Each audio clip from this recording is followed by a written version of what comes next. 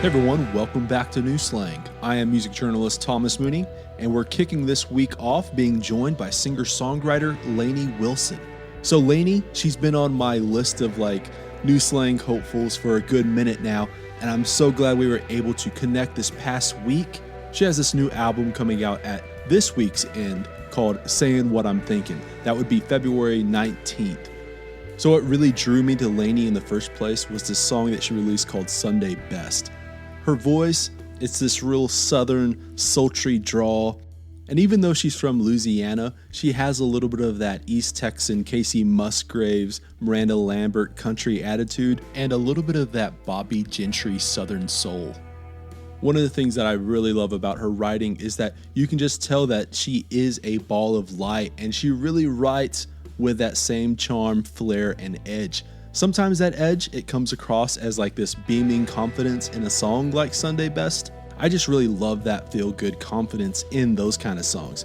What I like even more though is when she slows it down for a minute, which a couple of stellar examples of that are Rolling Stone and that closing title track. And I know a lot of y'all are going to agree that things A Man Oughta Know, it just checks all of those boxes. I say that because she has about 17 million listens on Spotify alone for that song. There's this raw sincerity in her voice when she's singing that song where you can just tell that she's tapping into old memories. You can just tell that she's on the verge throughout that song. The verge of what exactly? I'm not necessarily sure. I don't know if I would say she's straight up on the verge of tears, but at the minimum, it's that giant exhale and a, can you guys give me a few minutes? That kind of thing. Anyway, we go through a lot of the ins and outs of this album.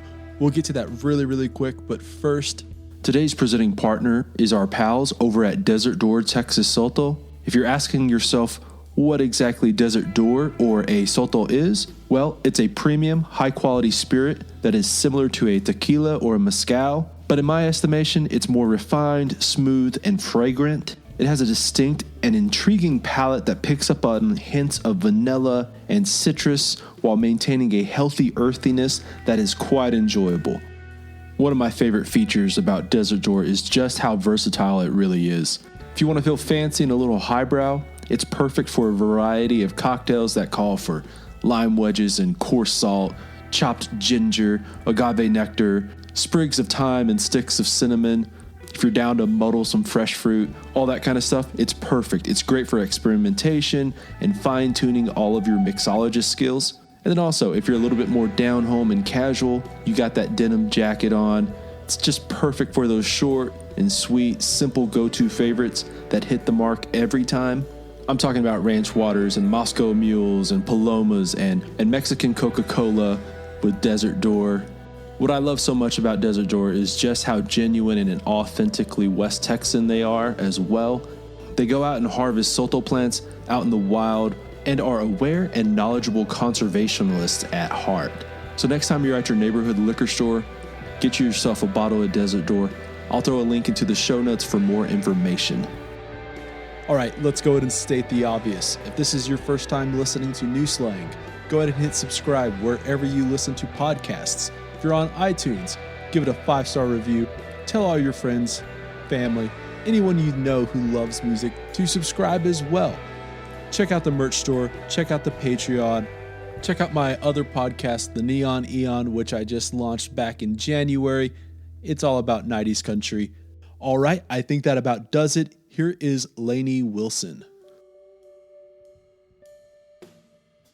Obviously, you have this new record coming out next week, and, it feels like this past year, you released a handful of singles, and then you had an EP out the previous year, and it feels like it's all been building up for this moment. Is that what it feels like for you right now, as far as, okay, we finally collecting absolutely. all those songs? Yes, you just took the words out of my mouth. I mean, I guess you could say it's going to be like a waterfall type release.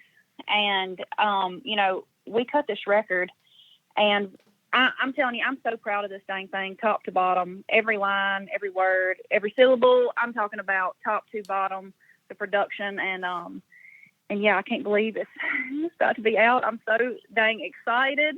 and it feels good, man. Yeah, it's always one of those things where, I think for most of us, it's like, okay, so you released this record on Friday, and it's here it is, and it's like all the fans are just like, oh, okay, awesome. But you've been like essentially done with the record for a minute, and it's always like this time between actually like finishing the mastering, finishing all the production aspects, recording, and then like the release date, that is just probably the longest amount of time, and you're just kind of like, okay, when are we finally going to hit this release date? Has it been like that but worse since it's been 2020 and like there's been no shows? And Yeah, it's been interesting. I mean, of course, right when we got out of the studio with this thing, I was ready to throw it out there. But I have learned that there are so many things that go into doing it the right way. And, of course, I've been like just ready to just put it out there. But I will tell you, it does feel like the timing is right. And, I'm glad it kind of has worked out the way it has. Had I released this record a year ago, it would kind of got bogged down in the world, everything going on in the world. And right now, there's still crazy things going on, but I'm to the point to where, people need music more than anything. Music is healing, and that's what it is for me. And that's what I want this record to be for everybody. And, just give people a way to escape and just dive into this music and feel it. So yes, of course, I've been ready to put it out there, man. But it's like I said, the timing feels good. yeah, like I feel like for me, like I always just feel like everything's like, burning a hole in my pocket anytime like anything's ready to go.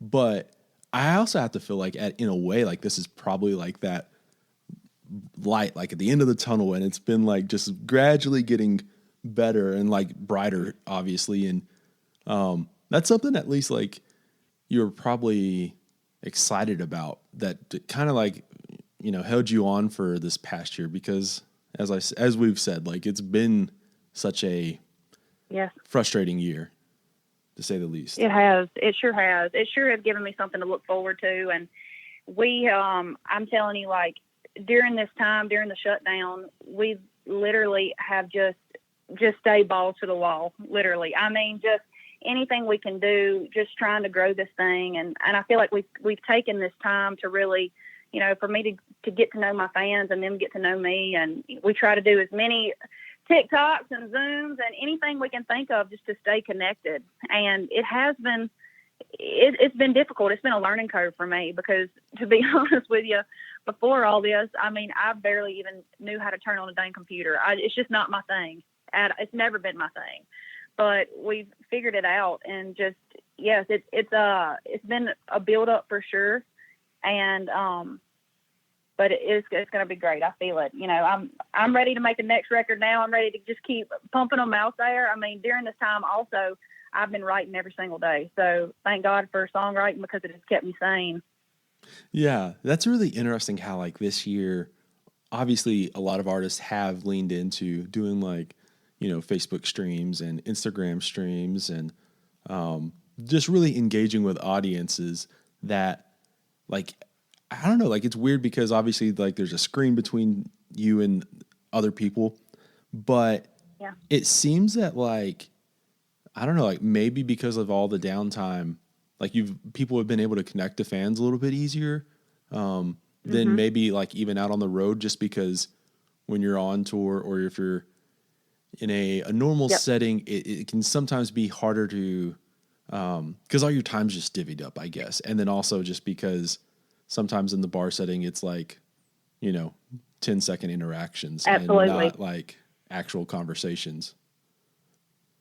Absolutely, man. I mean, it's I'm the kind of person though that really does like feed off of people's energy face to face. So that's been difficult for me, but at the end of the day, I'm so thankful for these outlets. To just keep us connected. I don't know how it would have been 20 years ago had something like this happened and we couldn't tour. It'd have been very interesting. So it is wild that you can still somehow remain relevant when there's no touring. I mean, it's it's been crazy, but I've learned so much, and I've got to learn a lot of stuff about myself. I'm not the kind of person to just sit still, and this has kind of forced me to really just kind of, slow down and really soak it in and be thankful for every step, big and small. Yeah. You mentioned like how you've been writing songs this whole time. What's been like that learning curve as far as, have you been doing a lot of like Zoom calls and stuff like that? What's the energy like on those? In the beginning, it was very interesting. Very hard to read the room. Normally we sit around a coffee pot on Music Row and we catch up and we, talk about each other's families and really just kind of shoot the shit, honestly. And so it kind of really just cut out a lot of the mess. Like literally you get on there and you just write a dang song. There was like no chit chatting, like we're there to do the job, which is kind of cool too. But also, writing with people who I had never written with before, I guess you would call it kind of like a blind write. That was a little difficult because, it's hard to get to know somebody for real on a deeper level when you're about to write a song with them through Zoom.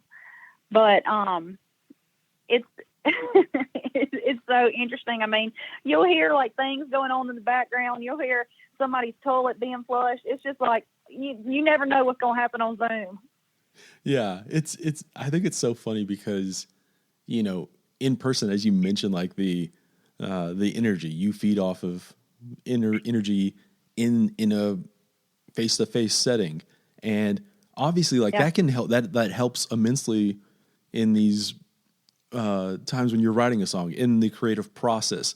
It may spark new ideas just based off of how you guys are reading one another.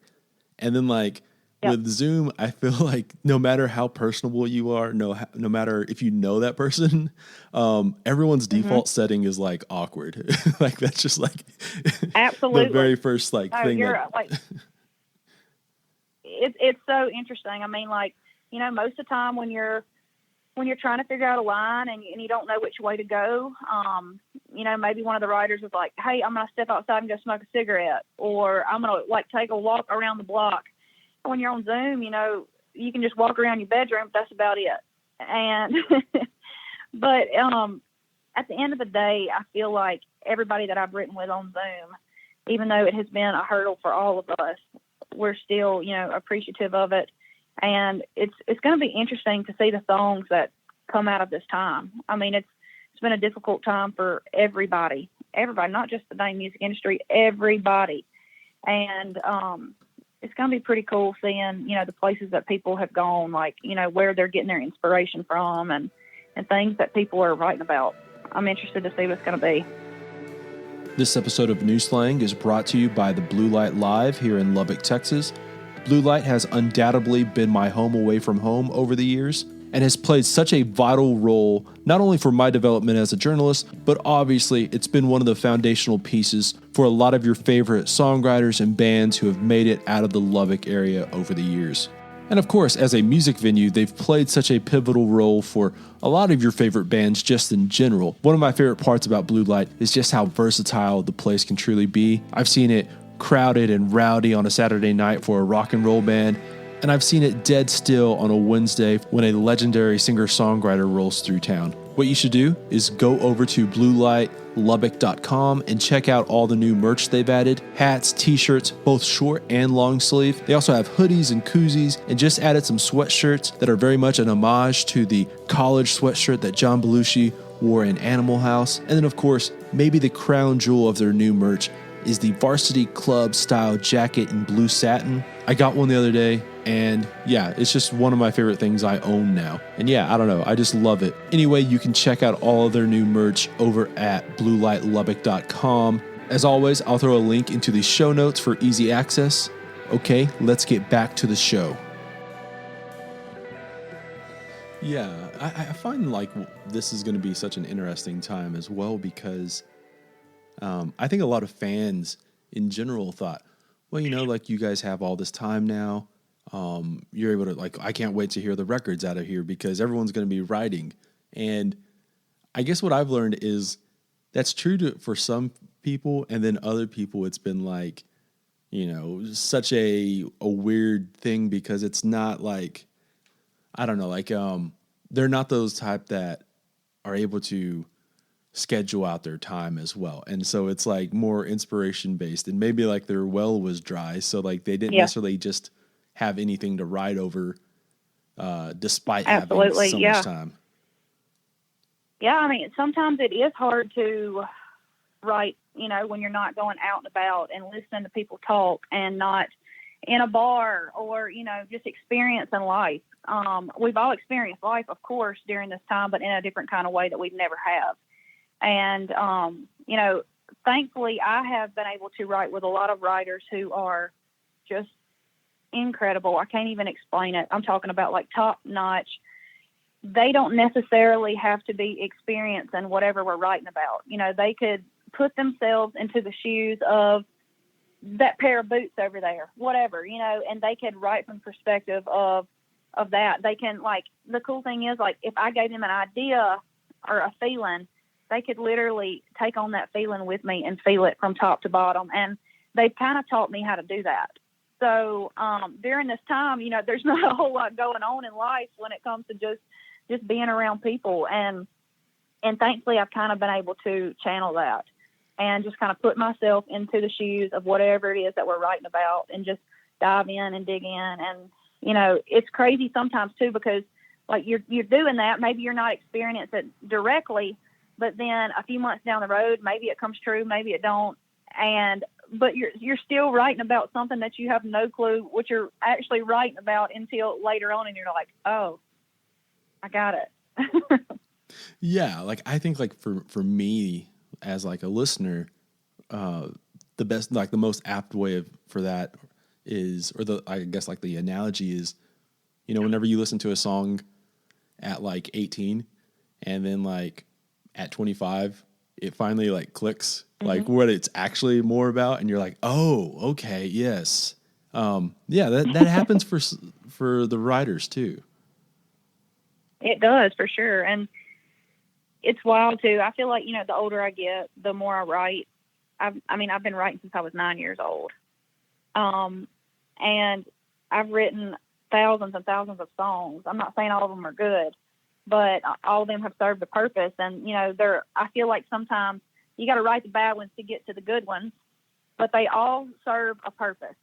And it's very interesting. I feel like the older I get, the more I figure out what I want to say, how I want to say it, and, really figuring out my crowd of people and what maybe, what they're experiencing or what they can relate to. And for me, that just gets better with every song. Yeah. Like, I think like what that is, I think there's like a special spot whenever an artist starts writing, with like the process more in mind versus like, oh, I gotta write a number one hit. Oh, I gotta write something for radio. I gotta write something that's more of a ballad. I want this cut by, whoever. And, I guess like what you're talking about with some of the co-writers that you've been working with, that empathy, that versatility to be able to like, oh, I'm not, this doesn't really apply to me, but I can morph into that. I can, step out of my own perspective. And I think like that's what's so amazing. Like, this is going to sound maybe a dumb question, but like, does that just come with time? Like getting to that point where you just kind of, stop thinking about like all of the stuff around writing songs and just like the songs themselves, the stories. And just, yes, man, just like getting in there and just doing the damn thing. It's crazy. I mean, at the end of the day, for me, of course, I could, like I said, these writers, these incredible writers who have been writing for years and years and years have taught me how to, put myself into the shoes of whatever I'm writing about. But at the end of the day, I feel like the songs that I cut and record are the ones that are the most true to me. And you can kind of tell that, when I'm sitting down with my team and we're all just listening through everything that I've been writing, the ones that stand out are the ones that, are me to my core and are really just kind of telling my truth. And But yes, I feel like with time, it, for me at least, with time, I've been able to be able to write about, something that maybe my co-writer in the room is experiencing, or maybe they have a story, and it's so much fun because it's almost like you're kind of acting for like 4 hours or however long it takes you to write the dang song, and it keeps it interesting for sure.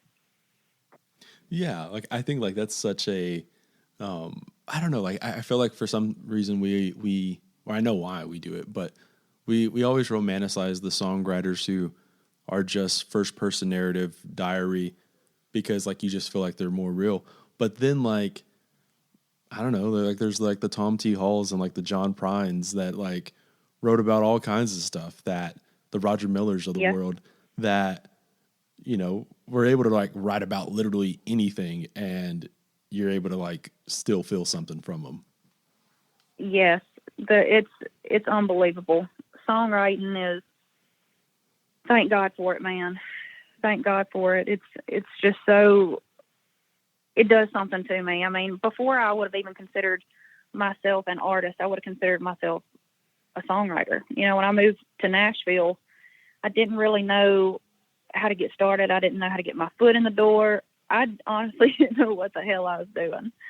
And I figured the best way for me to do that was through my songwriting. And, that was the thing that was like, yes, helping me kind of move forward, but it was also the thing that was keeping me sane. And it's pretty dang cool that I'm able to do what I love for a living. And it's just, that's very rare. And so I don't take it lightly. Yeah, I find like obviously like Nashville, it is a music city and people are always moving there to become an artist or a country superstar or, a songwriter. And it feels like no one necessarily has like the playbook, and like you can just do it so many ways. But I feel like everyone who moves there, you have like these ideas in your head about what you want to do, but then like it's totally different once you get there and try and figure out that process.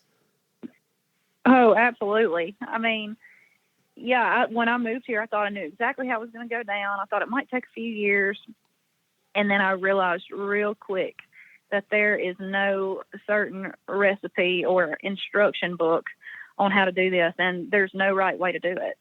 But I finally just kind of decided, well, if I don't go home, if I don't have a plan B, this has got to work at some point in time. So it was just never an option for me to go home, ever. I'm like, I'm going to figure this out one way or another, and everybody's got their own way of getting there. And I mean, I've been in Nashville now for 10 years, and I heard it's a 10-year town, so I'm hoping they're right.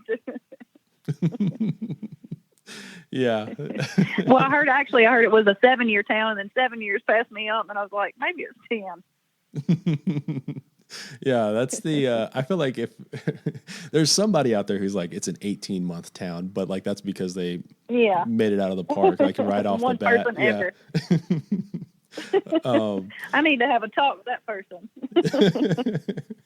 Yeah, I always like find like the perspective so interesting because it is so easy to think like, oh, I'm gonna just it's gonna be hard work, but yeah, I'll make it. And then like you hear stories of you got it, like you remember like, oh yeah, like Willie Nelson was struggling for years and he didn't become Willie Nelson until like as far as that household name until his late 30s. And it's like, oh, okay, well, there's time for you to get what you're trying to do. And I'm a firm believer in like, the timing is everything. I feel like what I do, the music I write, it wasn't the right time, even a year ago for me. I feel like maybe it wouldn't have been as cool as it might be now, or I think it's just doing what you do, not letting anybody tell you, to change or whatever. I mean, there's always room for growth,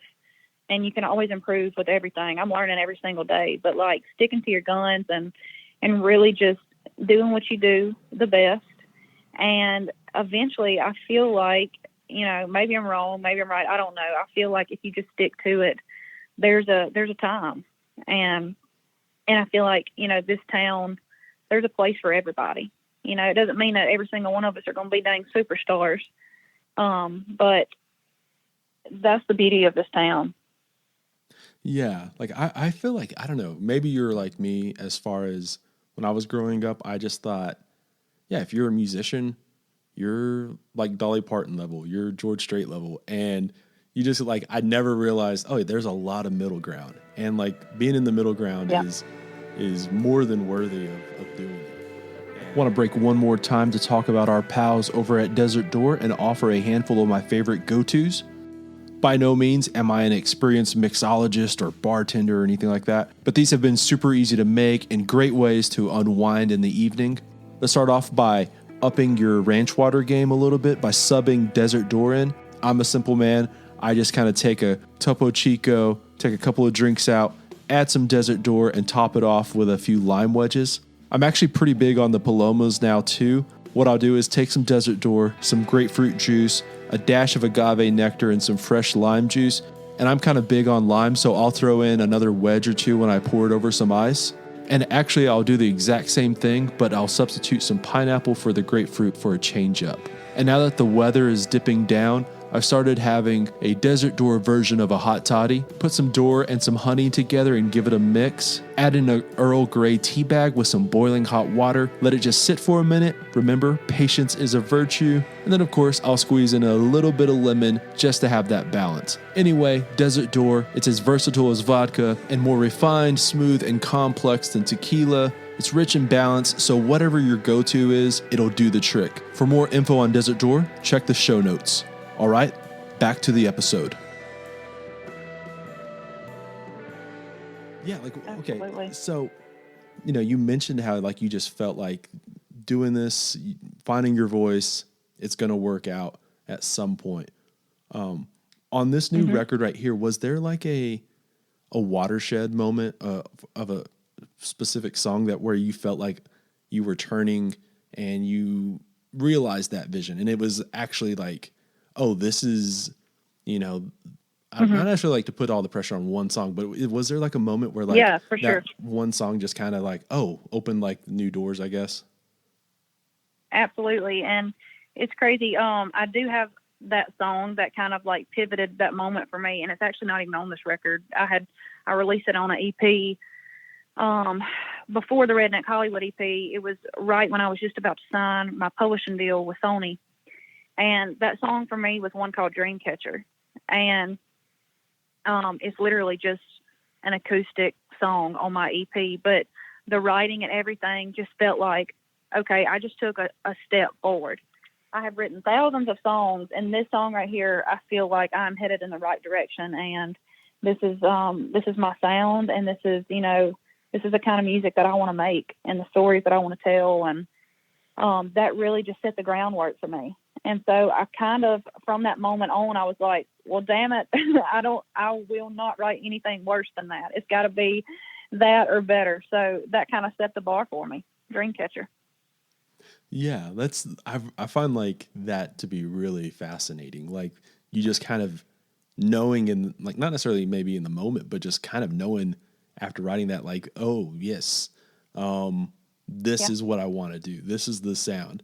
I can't write this song again 100 times, but like they all need to be better than this. Yep.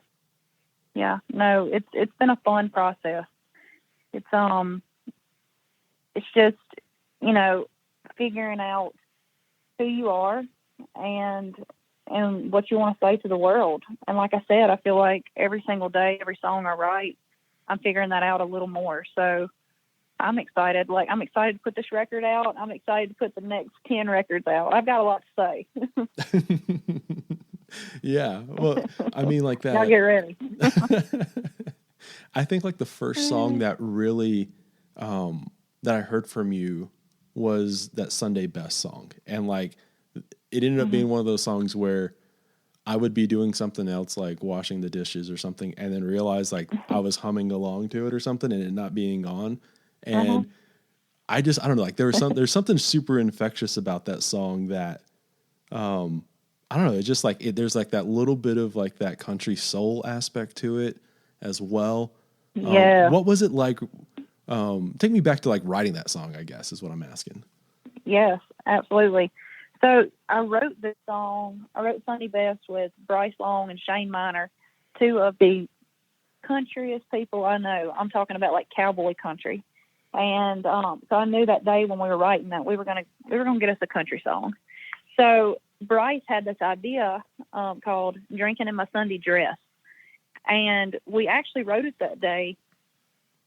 Yeah, basically, kind of talking about a sundress, and then, but for some reason, I kept coming back to the same thing. The melody was stuck in my head. I could not get it out of my head. When we sat down to figure out what we were cutting, we were putting it all underneath the category of saying what I'm thinking. It had to be, is it saying what I'm thinking? Whether it was things a man ought to know, dirty looks, WWDD, and I still just kept coming back to the song, but for some reason it was not ready just yet, and it was because the title wasn't right, and I don't wear dresses, so we changed it last minute to Sunday Best, and it really just kind of took it over the top for me, and I could relate to it more.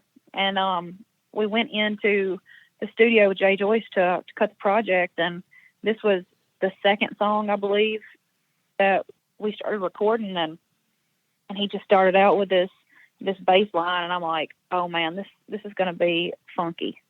It's going to be a funky country song. I'm so down for that. And he brought it to life in a way that I could have really never imagined. And he somehow can take 3 minutes of a song and literally make you feel like you've watched a whole dang movie. And that's what he did for Sunday Best for me. And it is one of my favorites on the record too. It's just a vibe. Yeah, like there's that it's a very southern kind of like Bobby Gentry kind of bass line that was the there. goal. I'm so glad you said Bobby Gentry. Because literally that when we were going in to cut the song, Jay was like, I'm thinking Bobby Gentry, and I'm like, yes, channel Bobby, let's do that. So that's awesome you just said that. Yeah, and that's not even like any like press notes or anything like that. I came up with that by myself. So dang, man. Killed it. Yeah. You mentioned how these songs all had to fit underneath that umbrella of saying what I'm thinking, and they had to work for you as far as it needed to be real and genuine when you sang it. Yeah. What was it like taking that process of getting whatever that number of songs was and kind of dwindling them down to what we have like here as 12? Yeah, it was a big process. I mean, we had dwindled it down to 200 songs, and because I had just been writing for years. They say that you get your whole life to write your first record, and this was my first record with a label, and so this was not thrown together. I mean, this was something where we strategically went through everything, and so it was. I think it took probably like 10 or so meetings, us all getting together, and finally, probably the third or so meeting, we decided, saying what I'm thinking, the song, we were like, it's got to be on there. We've got to figure out. And I was like, man, this could be a great album title. Because, I was looking through these songs and trying to find, a word or something that stood out to me that would kind of like, tie it all in a little bow. And saying what I'm thinking just stood out. And I was like, we need to basically choose every single song on this record based off, is it saying what I'm thinking? And so there was a lot of things that I absolutely love and I will probably put out in the future that didn't make the record because it wasn't technically saying what I was thinking. And it feels like a project, and I love the way that feels. I don't know if people listen to full records anymore, but I love listening to a full record. I love listening top to bottom and really just kind of diving in, and hopefully people will with this record too. But yeah, we put a lot of thought into that, and it really did just it just came to fruition once we sat down and really started thinking about, the bottom lines of saying what I'm thinking. Yeah, it's almost like I feel like I would be overwhelmed myself if I was part of that process. But it feels like, it's one of those things where, you kind of pick that path that you're going down, and then it becomes easier, and everything just starts going, oh, well, this needs to be on there. This needs to be on there. And like things are going off like in neon lights, like choose me because I fit here. So, I don't know. Like it was difficult. I mean, they're all like my babies, you know, you put so much work into every single song. And at the end of the day though, there's the cream rises to the top, and, I'm proud of it. Actually, Things A Man Oughta Know almost didn't make the record. Man, see. And last minute, for some reason, I just kept having this like overwhelming feeling. It was probably the Holy Spirit, you know, and it just made me feel like we have got to cut Things A Man Oughta Know. And thank God we did, because that's a single. Yeah, that's such a great song. I love just like again, it's one of those songs that I'm doing other things and like I just can hear that little, I don't even necessarily know what instrument it is, but like that intro part, I can just like hear that little bit in there and just be like, okay. Thank you. Yeah. It's actually a guitar. Okay. Yeah. See, I'm not a musician. Yeah, and it don't really even sound like a guitar. I have no clue what they did to make it sound that way, but it's so cool. Yeah, like I'm trying to think, like to me what it sounds like almost is if you're listening to like, I don't know, like early 90s Dr. Dre, like he would have like those little synth sounds on stuff. Like that's like the most comparative thing I can think of. I don't know. I love that, man. I'm feeling that. You know what I'm talking about though? Like that sound? Yes, man. That's awesome. I don't even know what that instrument is either. It's I don't know, it's probably some key thing, but yeah, okay. Yeah, I was going to ask about like, you know, you mentioned all these songwriters that you've been working with. One songwriter who has a co-write on here is Luke Dick. And like he's clearly been part of a lot of really great songs with amazing artists. He just recently put out like a new, I guess it's a soundtrack to that documentary that he released. And like, I just absolutely love that thing. Like that song Polyester, like just is too good. I know. I love it. Man, he is a character. Well, yeah. What is it like, like sitting in a room across the table or whatever the case is? Yeah. So before I wrote with Luke, I've been a fan of his, and I just love what he does. I love how he just brings something fresh to the table, and he is unapologetically himself, and I love surrounding myself with people who just are themselves. They're not trying to be anything but themselves, and that is Luke Dick.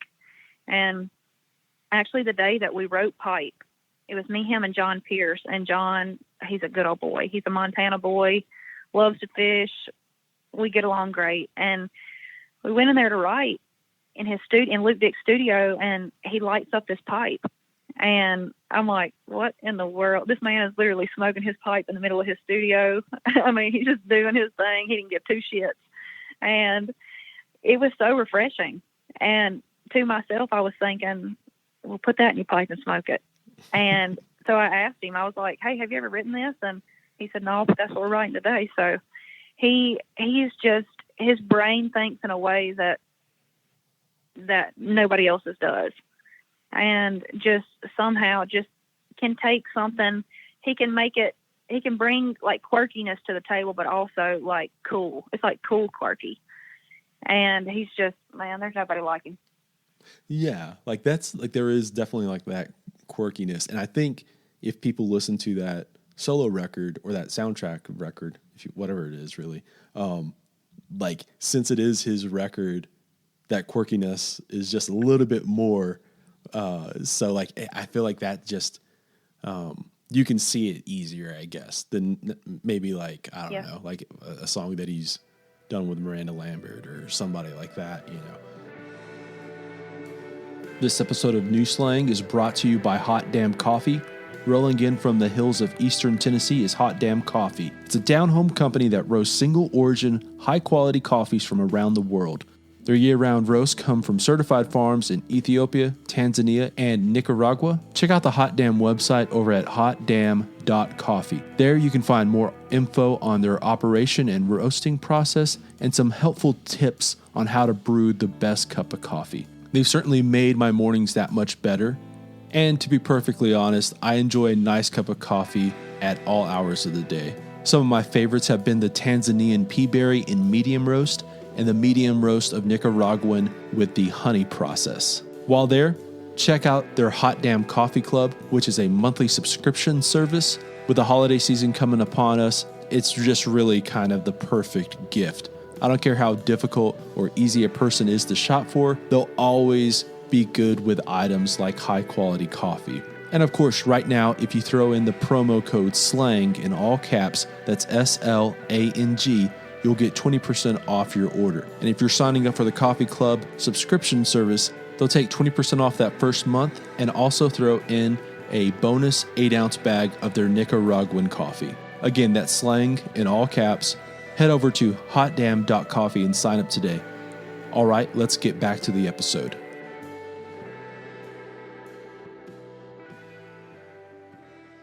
You know, like right now in country music, it feels like there is definitely a rise in, I guess like we're I don't know if we're slowly or if it was quickly getting out of like bro country, but it seems like right now, like, you know, all the best songwriters in Nashville who are making country music are women, and they're women songwriters who are writing about things that are genuine and real in their lives. I think you can obviously point to people like Casey Musgraves all the way to like Lori McKenna. How important is it, do you think, that, you know, that there are these voices for upcoming songwriters? And does it make you more comfortable knowing that, like, oh yeah, like people are buying records that are real and authentic and that are from a woman's perspective? Yeah, no, it's it feels good. I mean, yeah, I feel like you just said, the bro country thing, and you know, it's still kicking. But I think right now is a time for, you know, something a little different to come to the table, and I think I'm hearing a lot of that, which is cool because I grew up listening to 90s country, and I kind of feel like it's kind of going back that way a little, and which is super refreshing to me. Just the stories it tells, and I feel like, you know, a lot of these ladies, which I'd actually just got a chance to write with Lori McKenna this week for the first time, and it was unbelievable. And the things that these ladies have to say, you know, it's really powerful. And, you know, to see people latching on to, you know, things that they want to say and stories they want to tell, it's a cool thing, because it gives me that, you know, little oomph I need to just keep on going and to do the dang thing, because at the end of the day, you know, I do have a lot to say and a lot to share. And so it's awesome. Yeah. Lori McKenna, I feel, is just, I don't know, like she's just ridiculously amazing. It feels like, how are these songs not been like around since the beginning of time or something? She's just, yes, man. That's the beauty of what somebody like her does. I mean, I feel like, you know, they could write a song. The song she probably wrote today could be a smash today, and it could have been a smash 50 years ago. When you can write a song that is timeless, that stands the test of time, and she does that. Yeah, I've heard that, like, from other people as far as writing with her. She of course, like, it's one of those things where if you know who she is and you know what she's written, that can obviously be super intimidating, but she very much not necessarily disarms the situation, but she makes you incredibly comfortable in that setting, like within seconds. Is that kind of like the... It was crazy. I felt like I had known her forever. And I hope one day, you know, I can be that for somebody, because I'm not going to lie, before I jumped on this Zoom call to write a song with Lori McKenna, I was like, oh my God, I can't believe I'm writing a song with Lori McKenna. And I'm a little nervous. What am I going to write? Oh my gosh, let me bring my best idea to the table. And she pumped me up. She did. She was excited. Now the dog's barking. She was excited and really just kind of like, it boosted my confidence. I'm like, dang, Lori McKenna likes that line I just said. Like, what in the world? Maybe I'm not that bad. Yeah. I feel, I don't know. I feel like maybe this is an extra thing added on to because of the Zoom call thing is so as a journalist, obviously most of the interviews I've done are on the phone or on Zoom or something like that. And I've always had like that nervous energy, like 5 minutes before the interview, 30 minutes before the interview. Oh yeah. And then like I just like turn it off as best I can once we hit record. But, and usually, it just goes out the room. I don't know, like maybe like that's like this added thing for artists now. Are you feeling like that 5 minute? It's crazy. I still get nervous too. Like, I mean, the thing is, it's so much fun once you get going, but it's just the thought of like, oh my gosh, I've never talked to this person. Like, I hope they like me. I hope we have a lot to talk about. And then at the end of the day, when it's over, it's like, dang, why was I nervous? But I think for me, it's probably more excitement. I get excited. I just get so like antsy. Yeah. Like, and with Lori, I think her, like the thing that I love most about her songwriting is like her ability to capture like the passing of time. Like, I think like that's what she does the best.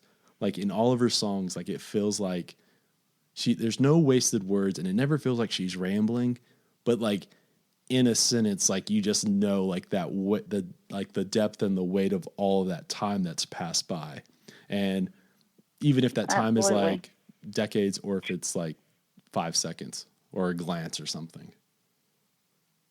I know she is a master, and I'm honored to be able to be in a room with somebody like her and just learn. I mean, it's so crazy because she's been on my bucket list for a long time, and she was like number one bucket list. And for her to even know who I am and like want to write a song with me was a huge, huge deal for me. And my goal is to just get better every single time I sit down and write a song. And I think that's what's going to happen if I keep getting the opportunity to write songs with people like Lori McKenna. Yeah. Do you, like, I guess like the bucket list names, you don't have to name anyone who you've not written with, but like how often have you had to like update that list because, names are getting crossed off? Yeah, it's wild. I feel like I'm so grateful, but lately I've really got to cross off, several of those names. And actually one of those names, he's on my single. He's on Things A Man Oughta Know. And now we've written 15 plus songs together, but Jonathan Singleton, Paul Overstreet, just because he wrote one of my most favorite songs ever, When You Say Nothing at All, which also I feel like is a super timeless song. Tony Lane, he was intimidating. He was, but just out of this world. He wrote Little Past Little Rock, and I'm a huge Leanne Womack fan.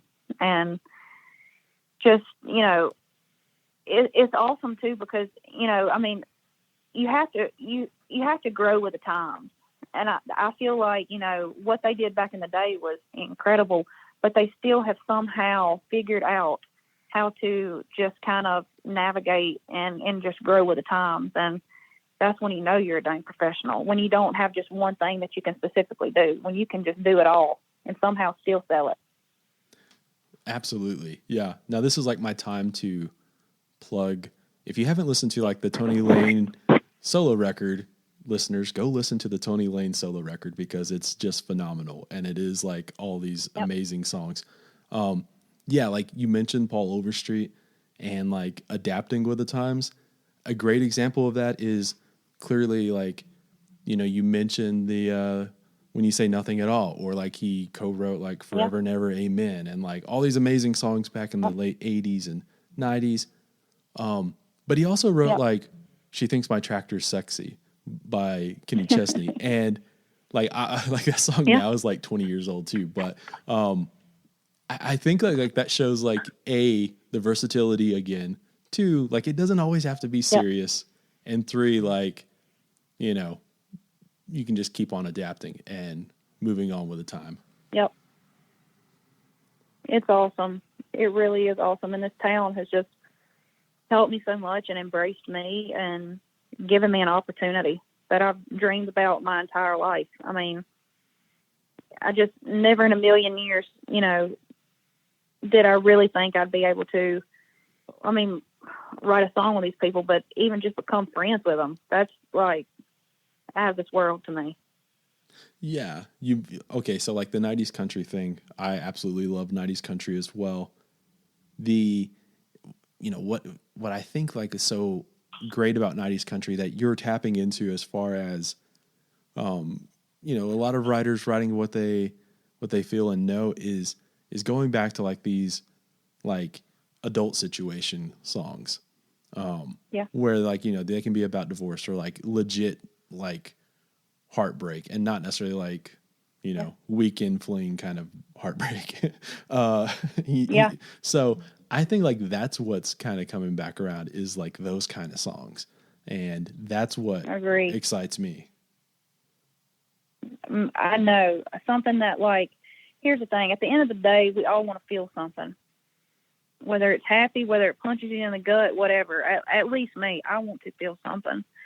And, those songs, I feel like they're songs that you can turn on and listen to. You can, really, you could be in the happiest time of your life. You could be on cloud nine, but you listen to the song and it could take you right back to a certain feeling and a certain time and place. And those are the songs I feel like really do stand the test of time and the songs that deserve to be heard. And I'm pumped to see where country music is headed, because I feel like it's headed in a great direction. Yeah, absolutely. I think like there's I think what's happening right now is we're getting back to a point where we're allowing more diverse voices to come to the table, and it's not as nearly as homogenized as it got to be like in the, I don't know, like the mid to the late 2000s. There's a lot more room for all kinds of voices, and that's what's so great. So I think that's like I don't know, I think like that's the thing that we can all look forward to. So obviously, like you mentioned how Jay Joyce produced this record. Talk me through like the process of working with him, as far as him, like obviously has produced a lot of really great records with a lot of really great artists. What was, how did you get in with him as far as him producing this record here? For sure. And it's crazy too, because Jay has always been, that person when people ask me who I wanted to work with, who I wanted to create a record with, I would always say Jay Joyce. And I don't know if I manifested it or what, but I was writing with this guy named Frank Romano, and I actually wrote LA with him. And Frank lived like a block from Jay Joyce's studio, and Jay's studio is this like old renovated church. And so when Frank would get finished writing, sometimes he would go over to Jay's studio and just kind of hang out with him and see what he was working on. Well, Frank just kept mentioning my name to him.